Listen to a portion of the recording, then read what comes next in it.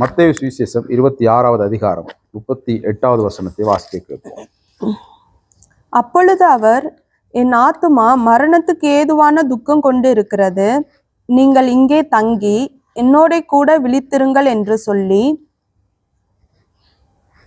Okay, ஆண்டவராக இயேசு கிறிஸ்து இந்த பூமியில வாழ்ந்த நாட்களில் அவர் தனக்கு பிரியமான 3 சீசர்களை அழைத்து கொண்டு எங்க சேரார் ஜெபிக்கும்படி. அவர் வளமையாக ஜெபிக்கிற அந்த இடத்துக்கு செல்கிறார். அப்பொழுது அவர் அவங்களுக்கு என்ன சொல்றார்? என்னுடைய ஆத்மா மரணத்துக்கு ஏதுவான துக்கம் கொண்டு சொல்லி சொல்லுகிறார். சரி, ஆண்டவர் இதை மாத்திரம் சொல்லல. அதுக்கப்புறம் நீங்க 39, 42, 44வது வசனத்திலாம் பார்த்தீங்கன்னா அவர் என்ன ஜெபிக்கிறார்? போய், பிதாவே, கூடுமானால் இந்த பாத்திரம் என்னை விட்டு நீங்க கூடுமானால் நீங்கட்டும், ஆயினும் என்னுடைய சித்தம் அல்ல உம்முடைய சித்தம் என்று ஜெபிக்கிறார். சரி, இப்ப ஆண்டவர் இப்ப இதுக்குதான் என்ன செய்தார்? வந்தவர். அப்ப எப்படி அவர் போய் ஆத்மா என்ன செய்தான்? துக்க பாத்திரம் என்னை விட்டு என்ன செய்யட்டான்? விலக கூடுமானால் விலகட்டும் அப்படி என்று சொல்லி அவர் என்ன செய்கிறார்? சொல்லுகிறார். அப்போ இன்றைய நாளில் நம்ம அதை கொஞ்சம் பார்ப்போம். ஏண்டா நம்ம இந்த நாட்களில் ஆண்டவருடைய பொதுவாக உலகம் முழுவதும் ஆண்டவருடைய இந்த இயேசு கிறிஸ்துடைய மரணத்தை குறித்து என்ன செய்கிறார்கள்? சிந்திக்கிறார்கள், தியானிக்கிறார்கள். ஒருவேளை பல வருடங்கள் 2000 ஆண்டுக்கு முன்பு நடந்தாலும் இன்றைக்கு அதை உலகம் பூரா நினைவு கூறுறாங்க. அப்படி கூறுறதுல தியானிக்கிறதுல ஒன்றும் தவறா அல்ல. ஆமென். ஆனால் எங்களுக்கு தெரியும், ஆண்டவர் எப்பயோ என்ன செய்துட்டார்? உயிர்த்தெழுந்துட்டார். அவர் எங்களுக்குள்ள வாசமாயிருக்கிறார். ஆமென். ஓகே, சரி. இப்ப ஆண்டவர் துக்கம் கொண்டிருக்கிறது அப்படி என்று சொல்லுகிறது நம்ம ஒரு சாதாரணமா அதை நினைக்கிறோம். இப்ப நம்ம இதை எப்படி கற்பனை செய்யலாம்டா, நம்ம ரொம்ப அதிகமாய் ஆற நேசிக்கிறோமோ, இப்பொழுது எல்லாம் கைவிட்ட நிலையில, மருத்துவர் கைவிட்ட நிலையில, இந்த கடைசி நிமிடங்கள் நொடி நீங்க என்ன செய்யுங்க பாருங்க அப்படின்னு சொல்லும் பொழுது, இப்ப அந்த ஆள் என்னதுல இருக்கும்? கோமா ஸ்டேட்ல இருக்கும். அதனால அவருக்கு என்ன செய்யாது தெரியாது. ஆனா எங்களுக்கு எப்படி இருக்கும்? ஒருவேளை கர்த்தர் ஒரு பலப்படுத்தி கொஞ்சம் காரியம் இருந்தா கொஞ்சம் திடமா இருப்போம். இப்ப அதுவும் இல்லைன்னும் போது ரொம்ப அது என்ன செய்யும்? எங்களுக்கு ஒரு பெரிய பாதிப்பு. அதுதான் எங்களுக்கு. அப்பதான் அந்த மாதிரி நம்ம சிந்தித்தோம் என்று சொன்னாதான் இது நமக்கு தெரியும். நம்ம சாதாரணமாய் வாசிக்கும் பொழுது எப்படி வாசிக்கிறோம்? துக்கம் கொண்டிருக்கிறது அப்படின்னு வாசிக்கிறோம். அப்ப அதுக்கு பிற்பாடு அவர் போய் ஒரு தடவை எல்லாம் 3 தடவை என்ன செய்யறார்? ஜெபிக்கிறார். பாத்திரம் என்ன விட்டு நீங்க கூட நீங்க இது பத்தாததுக்கு இந்த கூட்டி கொண்டு போனவங்க கிட்ட போய் அவர் தட்டி ரொம்ப இதா கேட்கிறார் இல்லையா? அவர்கள் நித்திகரை பண்ணுகிறதை கண்டு பேதுருவை நோக்கி, நீங்கள் 1 மணி நேரமாவது என்னோடு கூட விழித்திருக்க கூடாதா? ஓ, நான் என்ன செய்யறேன்? துக்கம் கொண்டிருக்கிறது, ஜெபிக்கிறேன். உங்களை மினக்கட்டு இத்தனை பேர் இருந்தவங்க சீசர்கள், ஸ்பெஷலா அவங்க 3 பேர் கூட்டி கொண்டு வந்தா நீங்க என்ன செய்யிருக்கிறீங்க? இதுக்கு அவர் சொல்லியும் போட்டார் முன்னாலே. என்னண்டு துக்கம் கொள்ளுகிறது என்று சொல்லியும் போட்டார் அவங்களுக்கு. விழுத்திருந்து ஜெபிங்கன்னு சரி ஒரு தடவை சொன்னா பரவாயில்ல. அவர் போப்பே தட்டி என்ன செய்யறார்? சொல்லுகிறார். நம்ம இதை சாதாரணமா பாக்குறோம். அப்ப அந்த டைம்ல அவருக்கு எப்படி இருந்திருக்கும்? ஏன்னா அவர் ஒரு மனிதனாத்தானே அவர் இங்க வந்திருந்தார். இப்ப நான் முதல் சொன்ன மாதிரி நம்மட ரொம்ப பிரியமான ஒருவர் இந்த நிலையில இருக்கும் பொழுது எங்களுக்கு துக்கம் அப்படி வரும்.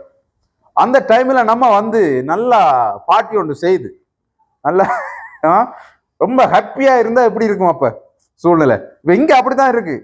இவங்க என்ன செய்றாங்க? படுத்து நித்திர கொள்றாங்க. சரி, இப்ப நம்ம 53வது வசனத்தை வாசிங்க. 53 அதே அதிகாரத்துல, நான் இப்பொழுது என் பிதாவை வேண்டிக் கொண்டால் அவர் 12 லேகியோனுக்கு அதிகமான தூதரை என்னிடத்தில் அனுப்ப மாட்டார் என்று நினைக்கிறாயா? அடுத்த வசனம், அப்படி செய்வேனானால் இவ்விதமாய் சம்பவிக்க வேண்டும் என்கிற வேத வாக்கியங்கள் எப்படி நிறைவேறும் என்றார். அப்ப அவரால் இதை மேற்கொள்ள என்னது முடியும்? இது ஒரு மேட்டர் இல்லை, அவரால் முடியும். இதை மேற்கொள்வதற்கு அவரால் முடியும். அப்ப இங்க என்னமோ ஒரு விஷயம் ஒன்று இருக்கு. ஆமென். ஏதோ ஒரு காரியம் இருக்கு. இன்றைக்கு நம்ம தான் பார்க்க போறோம். ஏதோ ஒரு காரியம் ஒன்று இங்க இருக்கிறது. அவர் வேண்டிக் கொண்டா எல்லாத்தையும் என்ன செய்வார்? அவரை யாரு கொல்ல போறாங்களோ, செய்ய போறாங்களோ, மரணத்துக்கு ஏதுவான அந்த அது காரியத்திலிருந்து அப்படி நொடிப்பொழுதுல என்ன செய்வார்? தூதர்கள் அனுப்பி எல்லாரும் இந்த சோதோம் கோமரா எப்படி அழிச்சார்? அக்னி வந்துச்சு, எல்லாம் அப்படியே இதாயிட்டாங்க இல்லையா? திரும்பி பார்த்த லோத்துண்ட மனைவி என்ன செய்தா? உப்பு ஏன் சும்மா தூளாம உப்பு தூளாமன்ட்டு எனக்கு தெரியல. உப்பு ஒரு பைபிள்ல டிரான்ஸ்லேஷன்ல எதுவும் மாத்தி எழுதிட்டா, உப்பு தூளாயிட்டா, தூணாயிட்டா, என்ன அப்படி உப்பு தூண் ஆயிட்டான்னு சொல்லப்படுகிறது. அப்ப கவனிங்க, இங்க அவர் என்னத்தை சொல்லுகிறார் இப்பொழுது நம்ம பார்ப்போம். 2 கொரிந்தியரின் புத்தகம் 5வது அதிகாரம், 2 கொரிந்தியர் 5வது அதிகாரம் 21வது வசனத்தை வாசிக்க கேட்போம்.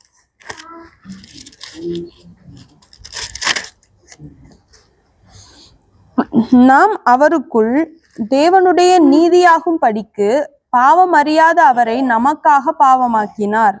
ஓஹோ, அப்ப நாம் அவருக்குள் தேவனுடைய நீதியாகும்படிக்கு பாவம் அறியாத அவர் நமக்காக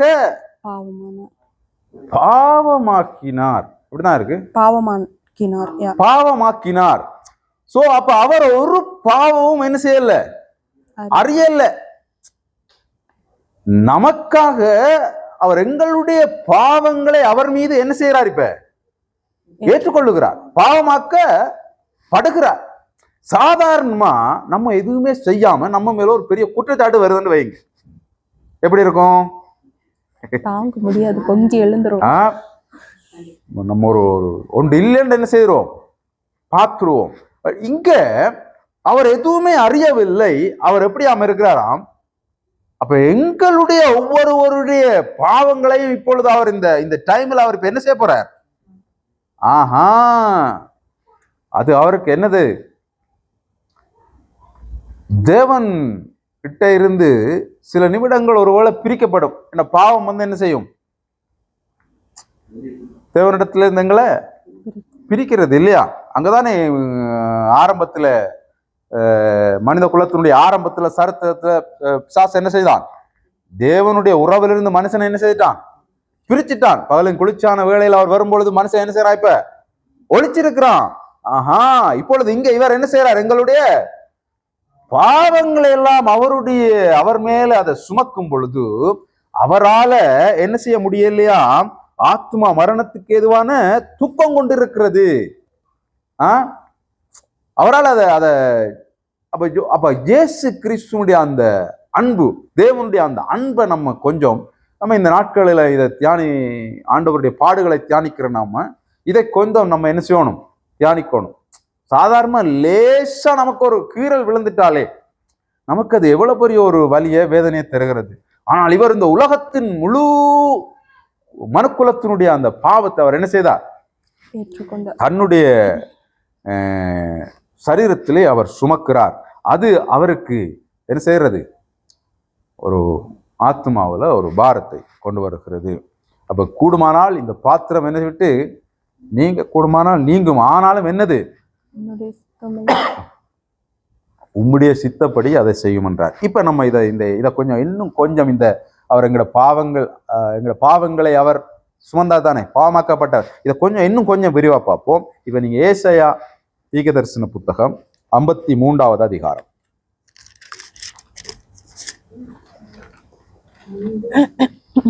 ஏசாயா 53:3 6ல இருந்து நம்ம வாசிச்சு கொண்டு போறோம் ஒரு வசனமா. நம்ம இந்த வசனங்களை கவனமாக கேட்போம். நான் அதிகம் இன்றைக்கு பேசல, வசனத்துல இருந்தே நம்ம காரியங்களை பார்ப்போம். ஏசாயா 53வது அதிகாரம் 6வது வசனத்துல இருந்து நம்ம வாசிக்க கேட்போம். நாம் எல்லாரும் ஆடுகளை போல வழி தப்பி திரிந்து அவனவன் தன் வழியிலே போனோம். கர்த்தரோ நம் எல்லாருடைய அக்கிரமத்தையும் அவர் மேல் விழ பண்ணினார். ஓஹோ, நம்ம எல்லாருடைய அக்கிரமத்தையும் தேவ ஆட்டுக்குட்டியாகிய அந்த இயேசு கிறிஸ்து மேல என்ன செய்து இப்ப விழப்பண்ணினார். இதுதான் அங்க அவர் என்ன செய்யறார், ஆத்மா மரணத்துக்கு ஏதுவான துக்கம் கொண்டாடுகிறது. யோசிச்சு பாருங்க, நம்ம இன்னொரு ஆளுடைய காரியமே நமக்கு ஒரு பாதிப்பு இவ்வளத்தை கொண்டருமுண்டா, உலகத்தினுடைய எல்லா அக்கிரமத்தையும் இப்பொழுது அவர் என்ன செய்யறார், அவர் மேல சுமத்தப்படுகிறது இல்லையா? அக்கிரமம் எல்லாம் அவர் மேல என்ன செய்தாராம், விழப்பண்ணினார் என்று சொல்லப்படுகிறது. அடுத்த வசனம், அவர் நெருக்கப்பட்டும் ஒடுக்கப்பட்டும் இருந்தார், ஆனாலும் தம்முடைய வாயை அவர் திறக்கவில்லை. அப்ப கவனிங்க, அவர் இந்த காரியத்தை நிமித்தம் அவர் எப்படி செய்யறார், நெருக்கப்படுறார், ஒடுக்கப்படுறார். அதான் நாங்க ஜெபிக்கிறார், பிதாவே கூடுமானால் இந்த பாத்திரம் என்ன விட்டு கூடும், ஆனாலும் என்ன அது என்னுடைய சித்தம் இல்லை ஆண்டவர், உம்முடைய சித்தப்படி செய்யும். அப்ப அவர் நெருக்கப்பட்டு தான், ஆனாலும் அவர் வாய் என்ன செய்யலாம், வாசிங்க. வாயை அவர் திறக்கவில்லை. அடிக்கப்படும்படி கொண்டு போகப்படுகிற ஒரு ஆட்டுக்குட்டியை போலவும் தன்னை மயிர் கத்திருக்கிறவனுக்கு முன்பாக சத்தமிடாதிருக்கிற ஆட்டை போலவும் அவர் தம்முடைய வாயை திறவாதிருந்தார். ஒவ்வொருவருக்காகவும் அவர் என்ன செய்யல, அவருடைய வாயை திறக்கல. அடிக்க கொண்டு போகிற அந்த ஆட்டை போல அவர் என்ன செய்தாராம், வாயை திறக்காம அப்படியே இருக்கிறார் என்று சொல்லப்படுகிறது. அடுத்த வசனம், இடுக்கணிலும் நியாய தீர்ப்பிலும் இருந்து அவர் எடுக்கப்பட்டார். அவருடைய வம்சத்தை யாரால் சொல்லி முடியும்? ஜீவன் உள்ளோருடைய தேசத்திலிருந்து அறுப்புண்டு போனார். என் ஜனத்தின் மீறுதலின் நிமித்தம் அவர் பாதிக்கப்பட்டார். சோ அவர் எங்களுடைய மீறுதல்களின் நிமித்தம் தான் இவைகள் எல்லாம் என்ன நடக்கிறது, ஆண்டவருக்கு நடக்கிறது என்று சொல்லி நம்ம அங்க பார்க்கிறோம். அப்ப இயேசு கிறிஸ்து இப்படிப்பட்ட ஒரு துக்கம் அவருக்கு வருகிறது எங்கள் நிமித்தம். எங்கள் என்றா இந்த உலகத்துல இருக்கிற எல்லா மனுக்குலத்தின் நிமித்தம் தான் அவர் என்ன செய்கிறார், இந்த பாடுகளை அவர் அனுபவிக்கிறார் என்று சொல்லப்படுகிறது. 9வது வசனம், துன்மார்க்கரோடே அவருடைய பிரேத குழியை நியமித்தார்கள், ஆனாலும் அவர் மரித்த போது ஐஸ்வர்யவானோடே இருந்தார். அவர் கொடுமை செய்யவில்லை, அவர் வாயில் வஞ்சனை இருந்ததும் இல்லை. அவர்கிட்ட என்ன இருக்கு, இல்ல எதுவுமே இல்லை, கொடுமை செய்யல, வாயில வஞ்சனை இல்லை, எதுவுமே இல்லை.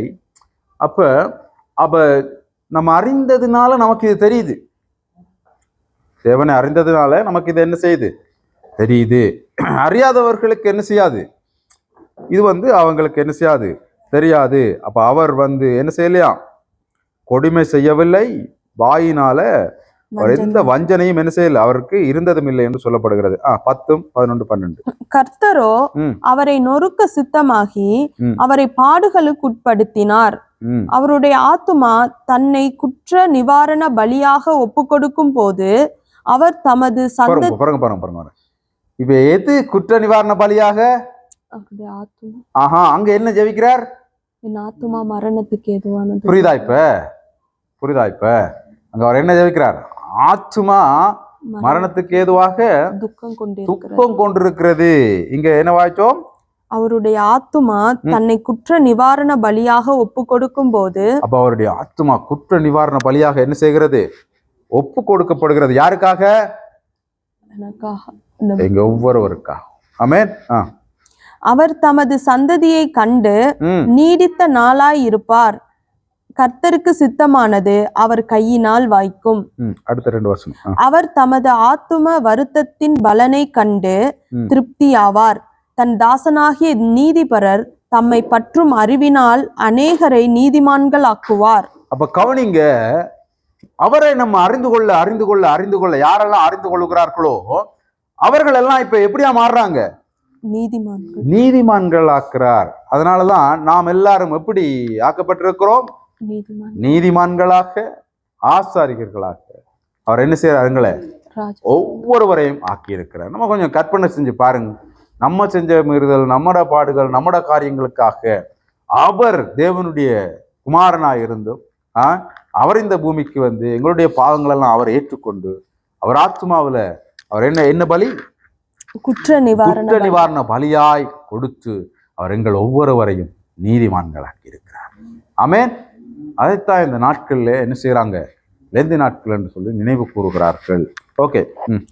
அவர் தம்முடைய ஆத்துமாவை மரணத்தில் ஊற்றி அக்கிரமக்காரரில் ஒருவராக எண்ணப்பட்டு அநேகருடைய பாவத்தை தாமே சுமந்து அக்கிரமக்காரருக்காக வேண்டிக் கொண்டது நிமித்தம் அநேகரை அவருக்கு பங்காக கொடுப்பேன். பலவான்களை அவர் தமக்கு கொள்ளையாக பங்கிட்டுக் கொள்வார். அநேகரை அவருக்கு என்னவா கொடுப்பேன்? பங்காக கொடுப்பேன். நாம் எல்லாரும் அந்த அநேகரா? அப்ப உலகத்துல எண்ண முடியுமா நம்மளால? சோ அவர் சிலுவையில என்ன செய்தாராம்? அவர் எங்களுடைய அக்கிரமங்கள் எல்லாம் அவர் ஒருவரா என்ன செய்தாராம்? எண்ணப்பட்டார் என்று சொல்லப்படுகிறது. அநேகருடைய பாவத்தை தாமே சுமந்து, அநேகருடைய பாவத்தை அவர் என்ன செய்தார்? தாமே சுமந்து. அந்த நாட்கள்ல அவங்க பலி செலுத்தினாங்க, காரியங்கள் செய்தாங்க. அப்ப இயேசு கிறிஸ்து அவர் அநேகருடைய பாவங்களை அவரே சுமந்தார். இன்றைக்கும் ஆண்டவர் முந்தி அதை செய்யும் பொழுது அது ஒரு நிரந்தரமான விடுதலையை கொடுக்கல. இந்த பாவத்திலிருந்து விடுதலை அடைகிறதுக்கு பலி செலுத்தினாங்க தானே, பைபிள்ல இருக்குதான் நிறைய காரியங்கள். அது ஒரு நிரந்தரமா இருக்கல. குறிப்பிட்ட காலத்தை செலுத்துவாங்க, திரும்ப போய் பாவம் செய்வாங்க, திரும்ப 2 புறாவை செலுத்துவாங்க. யாருக்கு வசதியோ அதுக்கேற்ற மாதிரி என்ன செய்வார்கள். அது ஒரு நிரந்தர விடுதலை இல்லை. ஏனென்றால் ஒரு பரிசுத்தவாடைய ரத்தம் சிந்துதல் என்ன தேவைப்பட்டது. அதனாலதான் இயேசு கிறிஸ்து ஒரு புருஷனுக்கு அவர் என்ன செய்யல, பிறக்கல. பரிசுத்த ஆவியின் நிமித்தமாய் அவர் பிறந்தார். அப்ப அந்த பரிசுத்தவானுடைய ரத்தம் சிந்துதல் இல்லாமல் இந்த பாவத்துல என்ன இருந்து ஒரு விடுதலை இல்லை என்று வேதம் மட்டும் சொல்லல. இங்க கொஞ்சம் மற்ற வேதங்களையும் படிங்க. இயேசு கிறிஸ்து அப்ப இந்த பூமியில இருக்கிற எல்லா மனிதர்களுக்காக அவர் சென்றார், வந்தார். அப்ப அவர் தன்னை அப்படி கொடுத்ததுனால அவருக்கு என்னத்தை சேர்த்துக்கணும்? அநேகரை அவருக்கு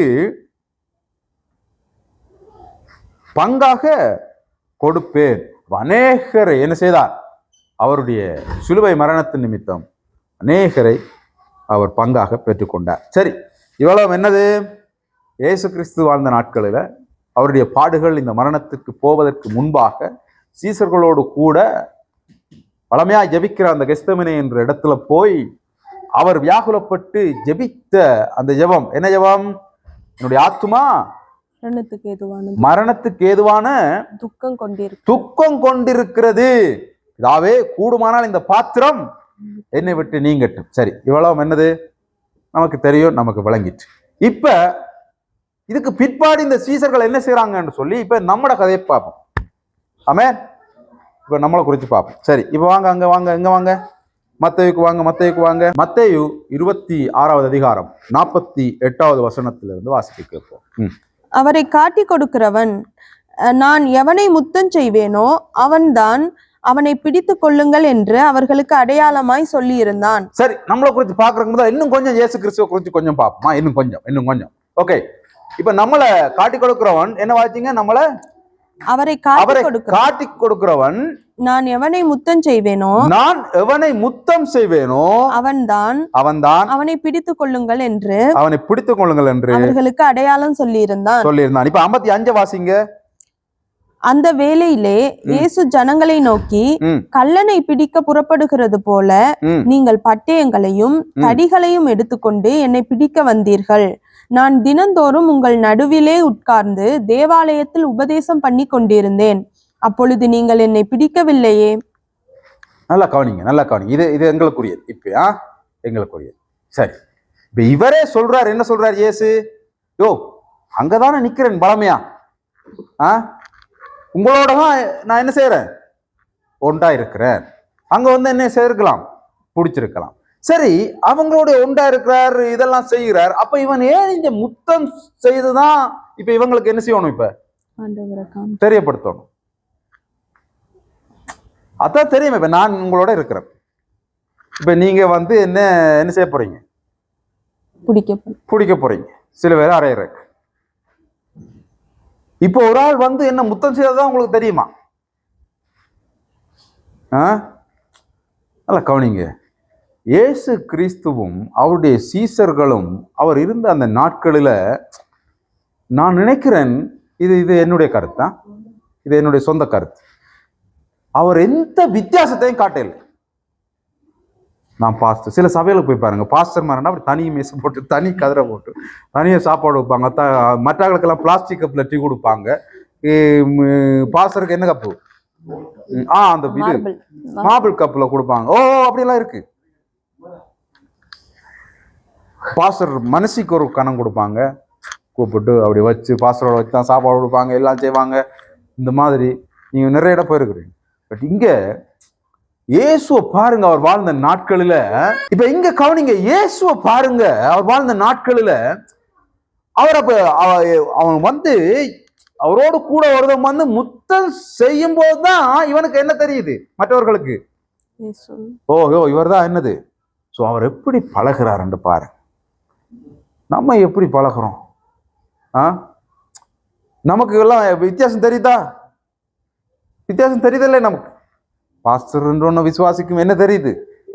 வித்தியாசம் தெரியுது. விசுவாசியிலே பல வித்தியாசம் இருக்கு. விசுவாசியிலே பல கேட்டகரி வித்தியாசம் தெரியுது. சபைகள்ல வித்தியாசம் தெரியுது. எல்லாத்துலயும் நமக்கு வித்தியாசம். ஆனா ஏசு அவர் என்ன தெரியல, சாப்பாடு உண்டா, உடுப்பு உண்டா, உருவத்துல கூட உண்டா தான் இருந்திருக்கிறாரு என்னமோ. வந்து முத்தம் செய்து வித்தியாசத்தை உண்டு பண்ணுகிறான். இல்லையண்டா பேதுருவை கொண்ட போட்டு தள்ளி இருப்பான், யோவானை கொண்ட போட்டு தள்ளி, யாரையோ கொண்டு போட்டு தள்ளிடுவான். கரெக்டா பிடிக்கணும்ண்டு அவன் என்ன செய்தான், கொண்டு போய் அவன் முத்தம் செய்த என்ன செய்தான், காட்டி கொடுக்குறான். அப்ப இயேசுவை பாருங்க, அவருடைய வாழ்க்கை, அவர் எப்படி இருந்தாராம். ஆனா உள்ளுக்கு அவர் எப்படி இருந்திருக்கிறார், தேவனுடைய குமாரன். ஆனா வெளியில அவர் வாழும் பொழுது இதுக்கு நிறைய உதாரணம் சொல்லலாம். யாரு, சதுசேயனா பரிசேயனோட இயேசுவை வீட்டுக்கு கூப்பிடுறான்.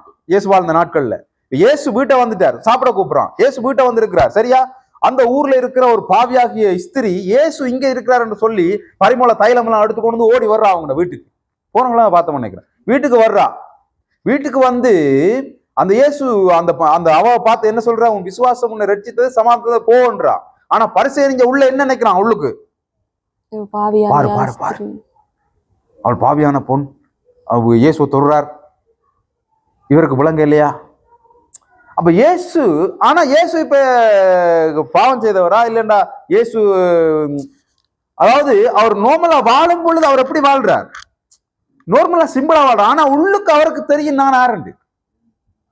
அந்த பாவியான பொண்ணோட அவரும் சேர்ந்து போய் பாவம் எல்லாம் செய்யல, அவளை அதுல இருந்து விடுதலை ஆக்குறார். ஆனா அவர் எப்படி வாழ்றார், பாவியான ஒரு பெண் வந்து தன்னை என்ன செய்யறா, பாருமலை பயிலம் போடுறா, எல்லாம் செய்யறா. அவர் என்ன செய்யல, வித்தியாசத்தை காட்டிக்கொள்ளல, அவரை ரசித்துக் கொள்றார். ஸோ நம்ம கொஞ்சம் இவைகள்ல நம்ம கற்றுக்கொள்ள வேண்டியது, நானும் தேவனும் இயேசுவும் இரத்தத்தினால கழுவப்பட்டு நாங்க நீதிமான், உண்மைதான், இது எனக்கு தெரியணும். ஆனா நம்ம எல்லாரோட உள்ளுக்கு தான் அந்த காரியம் இருக்கணும். வெளியில எப்படி இருக்கணும் அவர்களை.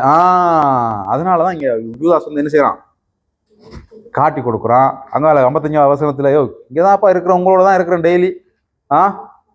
அப்ப அவர் ஒரு பெரிய வித்தியாசங்கள் என்ன செய்யல, காட்டி கொடு. ஒருவேளை உடையில கூட இருந்துருக்காருன்னு நான் நினைக்கிறேன். அந்த நாட்கள்ல உடைய ஒண்டாத்தான இருந்திருப்பாங்க.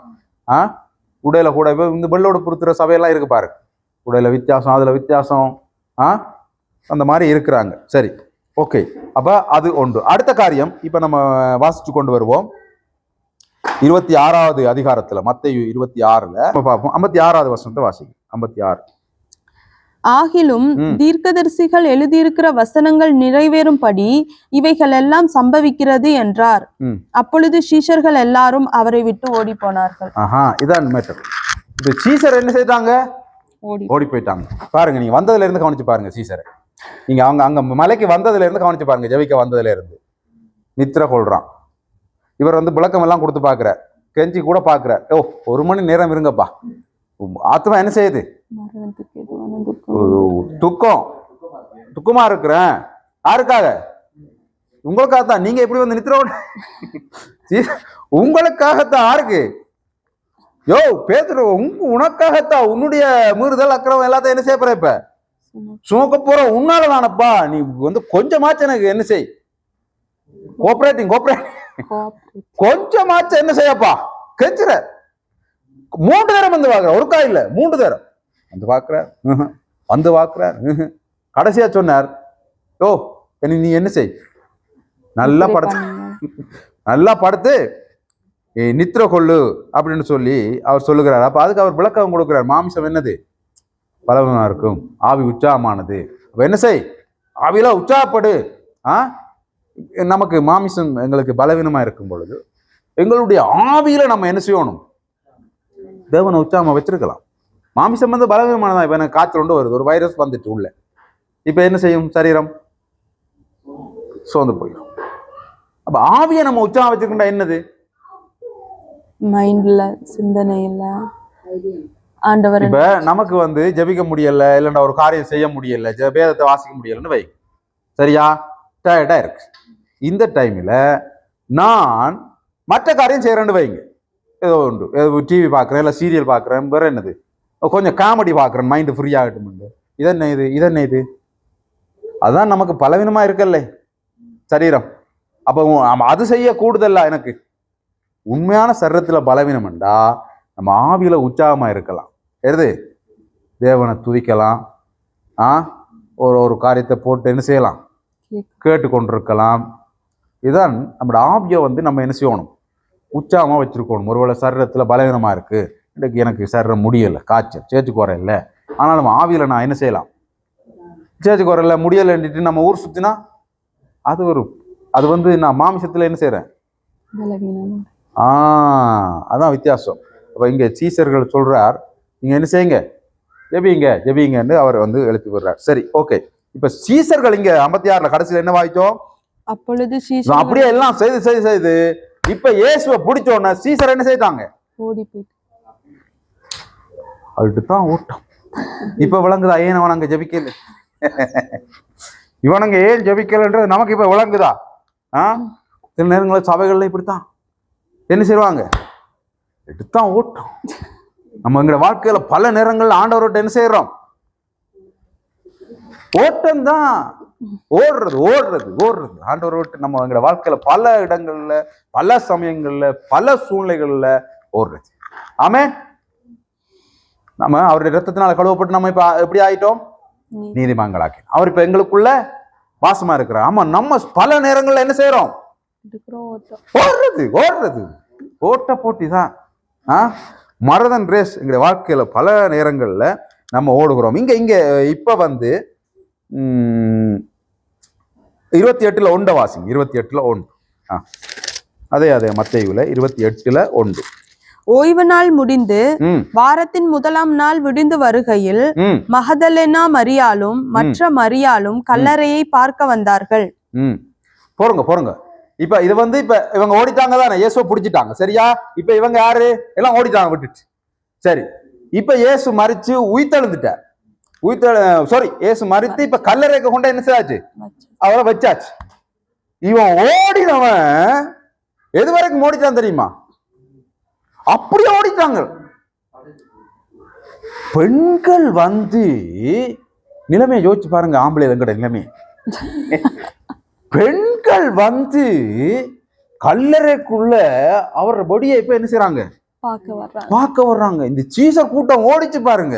இவர் பேசாம எல்லா பெண்களையும் கூப்பிட்டு, இந்த பேதுரு இவங்க எல்லாம் கூப்பிட்டு இவங்களுக்கு போதிச்சு இவங்களை வச்சு நடத்தி இருக்கலாம். ஆனா இவங்களும் சீசி தானே, இவங்களும் அந்த நாட்கள்ல இயேசுவோட கூட இருந்து இதன்னதான். தனியா ஆண்கள் மட்டும் இது இல்லையா? சரி, இவங்களும் சீசர் தான். ஆனா என்னுடைய கருத்து என்னண்டா, இந்த குரூப்போட மினக்கட்ட இந்த நேரத்துக்கு இவங்களை அவர் செய்திருந்தா பிரயோசனமா இருந்திருக்கு. ஏனண்டா அங்க ஓடினவங்க கவனிங்க. சரி, இப்ப எங்க ஓடினவங்க? அங்க இயேசுவை முத்தஞ்சதை காட்டி கொடுக்கும் போது ஓடினான் தானே. ஓடினவன் அடக்கம் செய்து கல்லறைக்க வச்சதுக்கு கூட இவன் என்ன செய்யல? ஆடா பாவி, இங்க யாரு வர்றது? மகதலேனா மரியாளும் மற்ற மரியாளும் கல்லறையை பார்க்க வந்தார்கள். இது இயேசுவை இப்ப பிடிச்சு அந்த இதெல்லாம் நடந்து கொண்டு இருக்குது. விசாரணை அடிக்கடி இயேசு அறையிற கட்டத்துல இவங்க ஒளிச்சு பாக்குறாங்க. நின்று பேதுருவும் வந்தது பாக்குற ஒளிச்சு. அப்போ அங்க வருது, பேதுருவை காட்டி கொடுத்தா, ஏய் நீயும் அவரோட இருந்த நீ தானே. உடனே பேதுரு என்ன செய்யுது? நல்ல கதை, எனக்கு அவரை தெரியவே மாட்டேன் என்று சொன்னா மாத்திரம் நம்ப மாட்டான்னு சொல்லி இயேசுவை சபிக்கவும் திட்டம் தொடங்கிட்டான். எப்படி இந்த குரூப் இவங்களை வச்சு இவர் வளர்த்த நேரம் ஆற வளர்த்திருக்கலாம், பொம்பளைகள் வளர்த்திருக்கலாம், பிரயோசனமா இருந்திருக்கும். இந்த குரூப் ஓடிட்டு அப்ப அவன் ஒருதான் இன்னொருதான் என்ன செய்யிட்டான், வஸ்திரத்தையே விட்டுட்டு என்ன செய்யிட்டான், ஓடிட்டான். இத்தான் தாயம் கொண்டு பறந்துட்டான். அப்ப நல்லா கவனிங்க, நாங்களும் இன்றைக்கு இப்படி இயேசுவை விட்டு ஓடுவதற்கு நம்ம கொஞ்சம் ஆழமா உட்கார்ந்திருந்து எங்களோட ஆவிக்குரிய ரீதியில சிந்திச்சோமேண்டா நாமளும் அதை விட மோசமாக விட்டு ஓடுகிற நிலைமை அநேக நேரங்களில் அநேக டைம்ல நாட்கள்ல எங்களோட வாழ்க்கை கடந்து செல்கிறேன். புரியுதா உங்களுக்கு ஏதாவது? அது அவங்க மாசப்ப ஓடினாங்கப்பா, இன்றைக்கு இயேசு எங்களுக்குள்ள என்ன செய்திருக்கிறார், வாசம் செய்திருக்கிறார். நம்ம இப்பொழுதெல்லாம் தேவனுக்கு பிரியமில்லாத ஒரு காரியங்கள் இல்லைண்டா ஏன் அழைப்ப கூட எடுங்களேன். ஊழியத்துல கூட நம்ம ஊழியம் செய்யறோம், நான் ஊழியம் செய்யறேன். இப்ப இந்த ஊழியத்துக்கு இப்ப நான் இந்த ஒரு மணித்தால பிரசங்கத்தை விட மற்ற டைம்ல என்ன செய்யறேன், இந்த சபைக்காக நான் என்ன செய்யறேன், இல்லைண்டா என்னுடைய மனைவி என்ன செய்கிறா, செய்யாததெல்லாம் நம்ம விட்டுட்டு வர்றதுதான் அந்த அர்த்தத்துக்குள்ள அடங்கும் இல்லையா? நம்ம தனிய பாவத்தை மட்டும் செய்தா இயேசுவை விட்டுட்டு ஓடுறோம்ன்ற அந்த கற்பனைக்கு நம்ம இருந்து கொஞ்சம் இன்னும் கொஞ்சம் அட்வான்ஸா வந்து சிந்திங்க. புரியுதா உங்களுக்கு நான் சொல்றது? நான் ஒரு மணி தான் பிரசங்கம் செய்யறேன், இதுக்கு ஒரு ராத்திரி ஒரு அரை மணி தேலம் என்ன செய்யிருப்பேன், ஆயத்தப்படுத்திருப்பேன். முந்தி வேண்டா 20 ரூபாய் இருக்கிறது, இப்ப அரை மணி தேரத்துல என்ன செய்யுது, மெசேஜ் வந்துடுது. ஏன்டா நேரத்துக்கு தொடங்கியது பாருங்க, டைம் முடிஞ்சு. இப்ப மெசேஜ் குயிக்கா வர்ற காரணத்தினால இப்ப நான் செலவழிக்கிற டைம் என்னது அங்க குறையுது. மற்ற நேரத்துல என்ன செய்யறேனப்பா, வாரத்துல 7 நாள் ஒரு 2 நாள் நான் ஆண்டவர் எனக்கு தந்திருக்கிற சபைக்காக உபாசிக்கிறேன்னா இல்ல, பார்க்க தெரியலையா என்ன வண்டியே இல்ல. இந்த மாதிரி சிந்திங்கன்ற அட்வான்ஸா பாவம் செய்தாதான் நான் இயேசு விட்டு ஓடுவேன், இந்த சீசர் ஓடுன மாதிரி அப்படி சிந்திக்காம கொஞ்சம் முன்னுக்கு வாங்க வந்து சிந்திங்க. நானும் நீங்களும் சிந்திச்ச வேண்டாம், சபை என்ன செய்யும், சபை வளருதோ இல்லையோ நான் ஆவிக்குள்ள வளருவேன். புரியுதா உங்களுக்கு? அப்ப இயேசு சீசர்கள் அவங்க ஓடினாங்க, ஓகே ஓடட்டும். அப்ப இங்க அவங்க என்ன செய்தாங்க, ஓடிட்டாங்க. லூக்கா 1 அப்ப அந்த பெண்கள் வந்து என்ன செய்வாங்க பாக்குறாங்க. இதை இப்படி நம்ம கற்பனை செய்யலாம். எப்படி சபைகள்ல தனியா அழைக்கப்பட்டது இல்லைண்டா, தெரிஞ்சு கொள்ளப்பட்டது இல்லைண்டா பாஸ்டர் தான் செய்வார் அப்படின்னு நீங்க நினைக்க கூடாது. இங்க வந்து அவங்க என்ன செய்றாங்க, இவங்க எல்லாம் அந்த குரூப் எல்லாம் ஓடினாலும், ஒருத்தன் பஸ்ல விட்டு ஓடினா, ஒருத்தன் மறுதளிக்கிறான், மற்ற குரூப் எங்க தெரியாது, ஓடினாலும் அங்க சில பெண்கள் வந்து என்ன செய்றாங்க, கல்லறைக்க வந்து பாக்குறாங்க. அதே போல சபையில நீங்க தனிய பாஸ்டர் தான் சபையை கட்டணும், இல்லைண்டா இவர் தான் அது செய்யணும் தூய் செய்யறோம் அப்படி இல்லை. சில நேரம் உங்களுக்குள்ள சில ஸ்பெஷல் காரியங்களை ஆண்டவர் வச்சிருப்பார், நீங்களும் என்ன செய்யலாம் செய்வதற்காக. அதை நம்ம கண்டுபிடிக்கணும். நான் யாருக்கும் கண்டுபிடிச்சி இந்த கடந்த நாட்கள் நடந்த மாதிரி கூப்பிட்டு முன்னுக்கு இதெல்லாம் செய்ய மாட்டேன். நம்மளா உணர்த்தப்பட்டு எங்களுடைய இதயத்துல ஏவப்பட்டு எனக்கு வந்து என்ன இருக்கு, ஒரு ஃபாஸ்டர் கோலிங் இருக்கு, ஒரு சுவிசேஷ அழைப்பு இருக்கு என்று சொல்லி வரும் பொழுது, ஒரு கட்டத்துக்கு மேல வரும் பொழுது, நீங்க பைபிள் காலேஜ் அந்த காலேஜ் எல்லாம் கடைசி அடிப்படையாக முடிச்சு வரும் பொழுது உங்களுக்கு ஒரு ஃபோம் ஒன்று அடிச்சு தருவேன். இந்த ஃபோமில் நீங்க நிரப்பணும், நான் மனப்பூர்வமாய் இதை ஏற்றுக்கொண்டு இந்த ஊழியத்துக்கு கடந்து. அப்பொழுதுதான் நீங்க என்ன செய்யணும், சபை வந்து அங்கீகரிக்கும். நமக்கு கடந்த நாட்கள் செய்த மாதிரிலாம் செய்திடக்கூடாது. அவரை ரொம்ப அது உங்களுக்கு என்ன நினைக்கிறீங்க தெரியாது, நான் அனுபவத்தில் இருக்கிறபடியே சொல்றேன், கேட்குறேன்னா கேளுங்க. இல்லை நீங்க இல்லப்பா எனக்கு சும்மாயே நீங்க என்ன செய்யுங்க, அவசரம் செய்து விடுங்க, நான் பாஸ்டரா போறேன்னா எனக்கு பிரச்சனை இல்லை. இந்த கடமைக்கு அனுபவத்துல சொல்றேன் இந்த கடமைக்கு அனுபவத்துல உங்களுக்கு சொல்றேன். சரி, இப்ப சரி, அதாவது முக்கியமானதை புரிஞ்சு கொள்ளுங்க. இந்த பாவம் செய்யத்தான் இயேசு விட்டு ஓடுவார்ன்ற தாண்டி அதுக்கு முன்னால வாங்க, அதுக்கு முன்னால வந்து நம்ம சிந்திப்போம். நம்ம எத்தனை தடவை ஆண்டவரை விட்டு ஓடுகிறோம்ன்றதை சிந்திப்போம். சரி, அதே நேரத்துல சாதாரண இருக்கிற ஆட்களுக்குள்ளே சில ஸ்பெஷல் ஆண்டவரோடு அந்த பெண்கள் எப்படி போய் என்ன செய்யறாங்க, துணிஞ்சு. ஏன்னா அங்க சுத்தி காவல், அவன் வந்து காவலை வச்சிருக்கான், எல்லாம் ஈட்டியோட நிற்கான், குத்தி கொண்டுருவான். அவங்களுக்குள்ள என்ன இருக்கு, அந்த மாதிரி சில ஸ்பெஷல் அனாயிண்டிங் உங்களுக்கு இருக்கலாம், ஆண்டவருக்காக ஆண்டவர் ராஜ்யத்துக்காக நீங்க இருக்கலாம், யாரும் இருக்கலாம் இல்லையா? சரி, இப்ப அடுத்த காரியம், இப்ப இதை கொஞ்சம் இன்னும் கொஞ்சம் பார்ப்போமா. லூக்காவில் 24 வாங்க, டைம் முடியுது. லூக்கா 24 வாங்க, 13, 14, 15 வாசிங்க. லூக்கா 24வது அதிகாரம் 13, 14, 15வது வசனத்தை வாசிக்கும். அன்றைய தினமே அவர்களில் 2 பேர் எருசலேமுக்கு 7 அல்லது 8 மைல் தூரமான எம்மாவு என்னும் கிராமத்துக்கு போனார்கள். எப்படி விளையாட்டு? என்றே தினம் சொல்லுங்க பாப்போம். அன்னைக்கு அவங்க இது இன்னும் கொஞ்சம் அட்வான்ஸ். அதாவது பிரச்சனை இல்லை, அவரை பிடிச்சி வச்சிருக்கிறாங்க, என்னது கல்லறுக்க வச்சிருக்கிறாங்க, இந்த குரூப் இப்படி செஞ்சது. இது இப்ப ஆண்டவர் உயிர்த்தெழுந்தா பிறகு நடக்குது. இவங்க இந்த மதுரை மரியாதை எல்லாம் போய் பார்த்துட்டு வந்து இவங்களுக்கு சொல்றாங்க என்னது, ஓ ஏசு உயிர்த்தெழுந்தாரப்பா என்று சொல்லிட்டு பேதுருவும் யோவானும் நினைக்கிறேன் அவங்களும் போய் பார்த்துட்டு கன்ஃபார்ம் பண்ணிட்டாங்க. இங்க உயிர்த்தெழுந்தா பிறகு இந்த குரூப் செய்யற வேலையை பாருங்க. வாசிங்க, எங்க என்ன செய்றாங்க? அன்றைய தினமே அவர்களில் 2 பேர் எருசலேமுக்கு 7 அல்லது 8 மைல் தூரமான எம்மாவு என்னும் கிராமத்துக்கு போனார்கள். நல்லா பாத்தீங்களா என்ன நடக்குது? அதாவது அடக்கம் செய்யப்பட்ட டைம்ல ஓகே ஏற்றுக்கொள்ளலாம், இதெல்லாம். இப்ப இயேசு உயிர்த்தெழுந்தா பிறகு இந்த குரூப் எங்க இருந்து எங்க போதாம்? எருசலேமில இருந்து எம்மாவுசுக்கு போறாங்க. இந்த எம்மாவுசுக்கு இப்படி விளக்கம் சொல்றாங்க. அதாவது நல்ல சுற்றுலா தலமா, அதாவது என்ஜாய் பண்ற இடமா எம்மாவுஸ் என்றா இந்த எம்மாவூர் என்று சொன்னா நல்ல சுற்றுலா தலமா. இந்த திருவண்ணாமலை இருக்கலாம் சுடுதண்ணி வரும் அந்த அர்த்தமாம் அதுக்கு. அப்ப இந்த குரூப் எங்க போகுது? குளிக்க போகுது.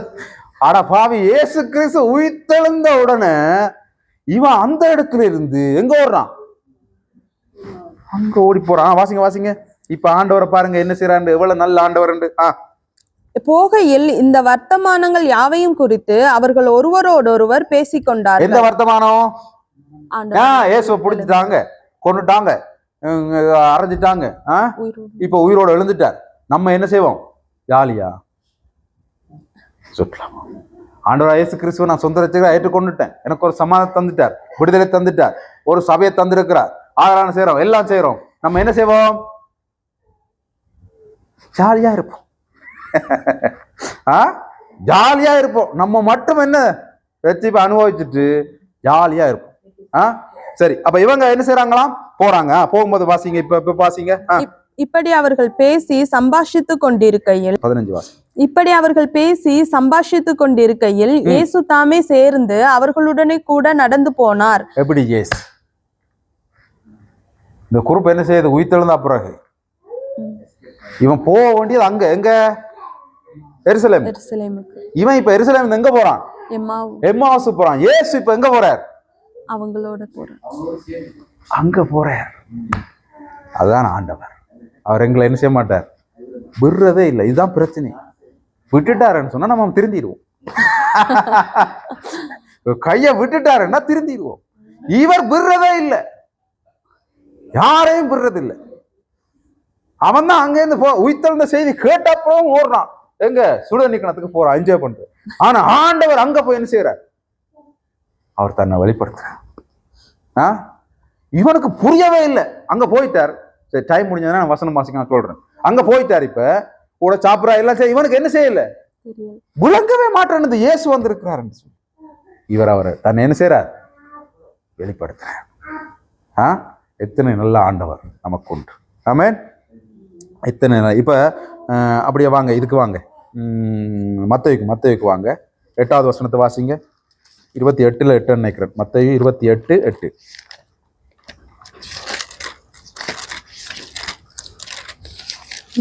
யா 28:8. அவர்கள் பயத்தோடும் மகா சந்தோஷத்தோடும் கல்லறையை விட்டு சீக்கிரமாய் புறப்பட்டு அவருடைய சீஷர்களுக்கு அறிவிக்க ஓடினார்கள். நல்லா கவனிங்க. இந்த இவங்களோட நல்ல குணத்தை பாருங்க. இந்த பெண்கள் என்ன செய்யறாங்க? ஏன்னா அந்த தூதன் என்ன செய்யறான்? சொல்லி விடுறான். யார்கிட்ட சொல்லு? போய் உங்களோட சீசர்கிட்ட என்ன செய்யுங்க சொல்லுங்க. ஆண்டவர் அத்தனை நல்ல ஆண்டவர். இந்த குறுப்பு அங்க வச்சு ஜபிக்க சொல்ல ஜபிக்க இல்லை, நித்திர கொண்டுச்சு. வேற என்னெல்லாம் செய்தாங்க? ஓட்டம், ஒரே ஓட்டம். புட்டிச்சோ இன்னும் ஒன்னும் தொடங்கவே இல்லை, அடிக்க கூட தொடங்க இல்லை. புட்டிச்ச உடனே இந்த குறுப்பு ஓடிச்சு. சரி, எல்லாம் செய்தாங்க, வஸ்திரம் எல்லாம் ஓடினான், மரத்தளித்தான், எல்லாம் செய்தாங்க. கடைசி அடக்கம் பண்ணினா போது கூட இந்த பெண்களோட பின்னாலேயாவது போயிருக்கலாம். ஒளிச்சாவது போயிருக்கலாம். இவங்களை முன்னால விட்டுட்டு சில நேரம் இப்படி ஊர்ல இப்படி சண்டையில் நடக்கும்போது பார்த்த நீங்களே, நான் நல்ல வேலை ஊர்ல கல்யாணம் கட்டையில எங்க புடி நீ நான் அடிக்கிற மாதிரி செய்வேன். இங்க இங்க மனுஷன் என்ன செய்யும், பிடிச்சு இழுக்கும். அந்த மாதிரி யாரும் கல்லறை போயிருக்கலாம் பார்க்க, அப்படியும் போயில்ல. ஆனால் அங்க இயேசு என்ன சொல்லி விடுறார், தேவன் தூதன் போயிட்டு யாருக்கு சொல்லு, சீசர்கிட்ட சொல்லு. அப்ப உடனே இந்த ஸ்திரீகள் வந்து என்ன செய்றாங்க, இங்க என்ன வாய்ச்சீங்க, அவர்கள் பயத்தோடும் அவருடைய சீசர்களுக்கு அறிவிக்க ஓடினார்கள். அவர்கள் அவருடைய சீசர்களுக்கு அறிவிக்க போகிற போது இயேசு தாமே அவர்களுக்கு எதிர்பட்டு வாழ்க என்றார். அவர்கள் கிட்ட வந்து அவர் பாதங்களை தழுவி அவரை பணிந்து கொண்டார்கள். தொடர்ந்து அப்பொழுது இயேசு அவர்களை நோக்கி, பயப்படாதிருங்கள், நீங்கள் போய் என் சகோதரர் கலிலேயாவுக்கு போகும்படி அவர்களுக்கு சொல்லுங்கள், அங்கே அவர்கள் என்னை காண்பார்கள் என்றார். அவர்கள் போகையில் காவல் சேவகரில் சிலர் நகரத்துக்கு, அது இல்ல 10வது வசனம் வரை வாசிங்க. ஓகே, முடிஞ்சு. ஓகே, இப்ப இங்க நல்லா கவனிங்க. இந்த இயேசு இப்ப யாரை சந்திக்கிறான்னா இவங்களை தான் சந்திக்கிறார். யார? மகதலேனா மரியாள். இவங்களைத்தான் அங்க போற தூதன் சொல்லி விடுறான் தானே. தூதன் சொல்லி விட்டோன்னு இப்ப இவங்க எங்க போறாங்க, சீசர்கிட்ட சொல்றதுக்கு போறாங்க. போகும் பொழுது இயேசுவை என்ன செய்யறார், சந்திச்சு சீக்கிரமா போய் அவங்கள்ட்ட என்ன செய்யுங்க, சொல்லுங்க. எங்க வர சொல்லி, எருசலேம் கலிலேயாவுக்கு கலிலேயாவுக்கு போகும்படி அவர்களுக்கு என்ன செய்யுங்க, சொல்லுங்கள் அப்படின்னு சொல்லி வர்றார். இப்ப 16 வாசி. 16 11 சீஷர்களும் கலிலேயாவிலே இயேசு தங்களுக்கு குறித்திருந்த மலைக்கு போனார்கள். அங்கே அவர்கள் அவரை கண்டு பணிந்து கொண்டார்கள். சிலர் ஆண்டவர் ஒரு மனுஷனை அழைத்திருந்தார், தெரிந்து கொண்டிருந்தார். அது என்னதான் தலகளா இருந்தாலும் அவங்களுக்குள்ள அதை என்ன செய்யும். இந்த குறிப்பை பார்த்து நீங்களே, விட்டுட்டு ஓடினது, ஜபிக்கல, எல்லாம் செய்யல. ஆனா கடைசியில் அவங்க என்ன எங்க வந்திருக்கிறாங்களா, இப்ப கலிலேயாவுக்கு 11 சீஷர்களும் கலிலேயாவிலே இயேசு தங்களுக்கு குறித்திருந்த மலைக்கு போனார்கள். அப்ப தங்களுக்கு குறித்திருந்த மலைக்கு போனார்கள். அதுதான் ஆண்டவருடைய பரிபூர்ண திட்டம். ஆமென். நம்ம எல்லாரையும் குறித்தும் வைத்திருக்கிற அந்த சித்தம் திட்டமும் அது ஒரு காலம் என்ன செய்யாது, பிசகாது. அது ஒரு காலம் இவங்க விட்டு ஓடினாங்க, எல்லாம் செய்தாங்க, கடைசியில உயிர்த்தெழுந்து எப்படியோ இப்ப எங்க அவங்கள வர சொன்னோம்னா அவங்க எங்க போறாங்க, அந்த இடத்துக்கு. இதுதான் கர்த்தருடைய அந்த உண்மையான தொடு. தேவனால் உண்மையாய் தொடப்பட்ட எந்த மனிதனும் ஒரு காலம் என்ன செய்ய மாட்டான். அது இந்த மாதிரி சில சம்பவங்கள் நடக்கும், ஆனால் கர்த்தர் அவங்கள விடவே மாட்டார். ஆமென். ஒரு காலம் விடவே மாட்டார். அவங்க அங்க போய் நிக்கிறாங்கன்னு சொல்லப்படுகிறது. இப்ப 17 20 வாசிச்சு முடிக்கும். 17 20. அங்கே அவர்கள் அவரை கண்டு பணிந்து கொண்டார்கள். எங்க இப்ப அங்க சொன்ன இடத்துக்கு வந்துட்டாங்க. இப்ப இந்த குறிப்பு வந்தது காரணம், இயேசு உயிர்த்தெழுந்து மற்ற இதுல எல்லாம் பாய்ச்சிங்கன்னு சொன்னா பேதரும் இவனும் போய் கன்ஃபார்ம் எல்லாம் பண்ணி நிறைய காரியம் நடந்து இப்ப இவங்களுக்கு என்ன வந்துட்டு கொஞ்சம் தைரியம் வந்துச்சு. அதனால இங்க வந்துட்டாங்க சொன்ன இடத்துக்கு. வந்த உடனே இப்ப இயேசு அவர்களை கண்டு, நான் உங்களுக்கு கட்டளையிட்ட யாவையும். எது வாசிக்கிறீங்க? 20 இல்ல 17 தொடர்ந்து வாசி. சிலரோ சந்தேகப்பட்டார்கள். அப்பொழுது இயேசு சமீபத்தில் வந்து அவர்களை நோக்கி, வானத்திலும் பூமியிலும் சகல அதிகாரமும் எனக்கு கொடுக்கப்பட்டிருக்கிறது.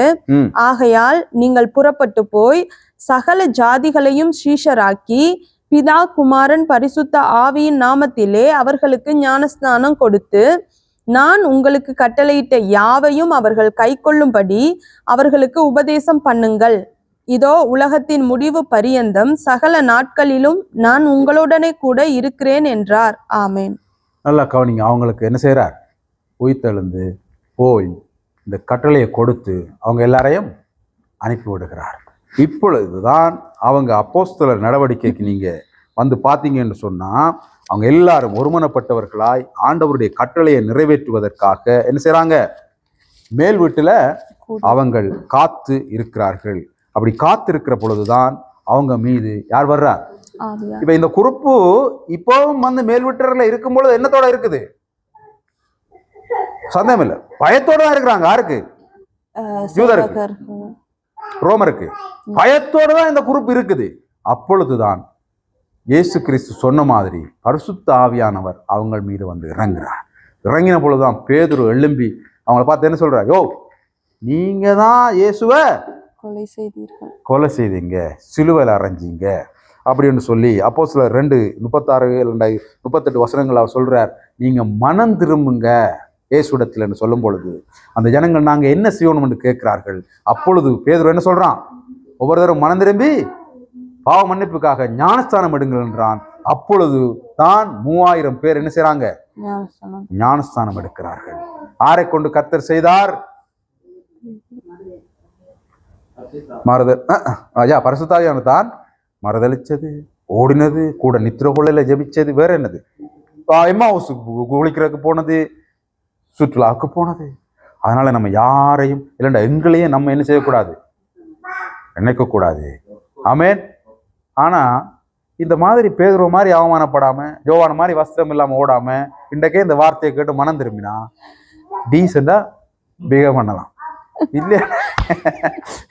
இல்லையண்டா சிக்கல். ஆமே, இல்லையண்டா என்னது, இல்லைன்னா சிக்கல் தான். ஆனா நீங்க ஒன்று நிச்சயமா ஒன்றை தெரிஞ்சு கொள்ளணும். என்னது?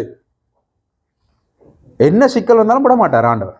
நீ எம்மாவுஸ் போனா என்ன, வேறங்க மறுதளிச்சா என்ன, சோலோஸா சோலோஸ் போனா என்ன தெரியல, எங்க இருக்காது, போனா என்ன, எங்க போனா என்ன, அவர் என்ன செய்ய மாட்டார், விட மாட்டார், அவர் பிடிப்பார். அப்ப பரிசுத்த ஆவியானவர் வந்து அதுக்கு தான் எங்களுக்கு யாரை தந்திருக்கு. நல்லா கவனிங்க. பலவீனம் எங்க எல்லாருக்கும் இருக்கும். அதான் ஆண்டவரை சொல்றாரு, அவர் மாமிசமானது பலவீனமானது, ஆவி உற்சாகமானது. எங்களுக்கு ஏன் பரிசுத்த ஆவியை தந்திருக்கிறார்? அதனாலதான் வேதமே என்ன சொல்லுது, நீங்க எந்த எதையும் பேசலாம், பரிசுத்த ஆவிக்கு விரோதமா என்ன செய்யக்கூடாது என்று அவர் தான் எங்களை பலப்படுத்துறது, ஆவியில பலப்படுத்துகிறது, உற்சாகத்தை தருகிறது, எங்களை வழி நடத்துகிறது. இதெல்லாம் ஆறு தருகிறது பரிசுத்த ஆவி. இந்த சோ அப்ப எங்களுக்கு அவர் யாரை தந்திருக்கிறார்? பரிசுத்த ஆவியை தந்திருக்கிறார். அதனால நம்ம பரிசுத்த ஆவியானவர் இணைஞ்சிருக்கணும். நம்ம தனிப்பட்ட வாழ்க்கையில பரிசுத்த ஆவியானவர்ல நம்ம நிறைய கற்றுக்கொள்ளணும். நிறைய என்று சொன்னா என்னது, அபிஷேகத்தை அனல் மூட்டை கற்றுக்கொள்ளவும். நம்ம இந்த கீழே விழுந்தாத்தான் பரிசுத்த ஆவியானவர் எழுமினாத்தான் ஒருவேளை அது இருக்கலாம் ஒரு கட்டத்துல. பட் டெய்லி விழ முதுகு நோய் வந்துடும் இல்லையா? அப்ப உள்ளான மனுஷன்ல என்ன செய்யணும்? உள்ளான மனுஷன்ல பலப்படும். கோட்டை எறியும் போது விழுறது ஓகே, முதல் தடவை போயிருக்கிறோம், கோட்டை எறிகிறாங்க, விழுந்துட்டோம், அதோட போதும். அதுக்கப்புறம் எங்க விழணும், நம்ம ஆத்மாவில் விழணும். அவ நம்ம உள்ளான மனுஷன்ல பலப்படும். ஆமேன். அப்ப ஆண்டவர் என்ன செய்ய மாட்டார்? கடைசியில் அந்த சீசர்கள் தான் ஒரு கொஞ்ச நேரத்துக்கு பிற்பாடு, கொஞ்ச நாளைக்கு உடனே ஒருதனை என்ன செய்யறாங்க? கல்லறிஞ்சு கொள்றாங்க. அடுத்தது அங்கால என்ன நடக்கிறது? ஒவ்வொருவரும் ஆண்டவருக்காக அவங்கள் அவருடைய கட்டளையை என்ன செய்தாங்க? கட்டளை கொடுத்தாரு தானே, நீங்க சர்வ சிருஷ்டிக்கும் போது அப்படி அவங்க செய்ததுனாலதான் இன்றைக்கு நம்ம இருக்கிறோம். அதுல ஒருவர் தான் எங்கட பக்கம் வந்தவர். எங்க தோமா, 12 பேர்ல ஒருவர் இந்தியாவுக்கு வந்த ஒரு தோமால. இன்றைக்கும் தோமாக்கு அங்க ஆலயம் எல்லாம் இருக்கு, தெரியும் தானே உங்களுக்கு, சரித்திர உண்மை. இயேசு கிறிஸ்து வாழ்ந்தது, அவர் இதெல்லாம் அத்தனையும் உண்மைன்றது இந்த உலகம் பூரா. ஆகவே நம்ம ஒவ்வொருவரை குறித்தும் இன்றைக்கு சொன்ன இந்த காரியத்துல ஏதாவது ஒரு காரியத்தையாவது நம்ம என்ன செய்யணும்? பிடிச்சிருக்க வேண்டும். இப்போ இயேசு கிறிஸ்து மரணத்துக்கு ஏதுவாக என்ன செய்யறார்? துக்கம் கொள்கிறார் என்றதனுடைய அர்த்தம் நமக்கு புரிஞ்சுதானே? அதே போல நம்ம அடுத்த வாரம் இந்த இயேசு கிறிஸ்துனுடைய காரியத்தை குறித்து ஏதாவது இன்னொரு காரியத்தை நம்ம